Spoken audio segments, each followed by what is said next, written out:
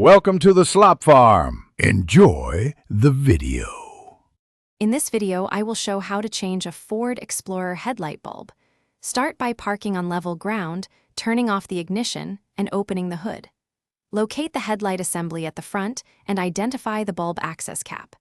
Gather gloves, a new bulb, and a flashlight before you begin.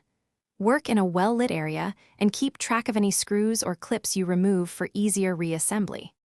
With the hood open, crouch in front of the headlight and feel for the access cap at the back of the assembly. Remove any plastic covers, clips, or screws that block the cap and gently disconnect the electrical connector from the bulb. Keep small parts in a container so they do not roll away. If space is tight, remove the battery or inner fender liner for better access before touching the bulb. If you are finding this guide helpful, please subscribe and like the video to support more content. Quick recommendation: life is short for a stinky car, so snag a little trees, black ice, and enjoy a crisp scent while you work. I found it keeps the cabin pleasant during maintenance and road trips. Check the description for the link and other deals. Now let's get back to the video.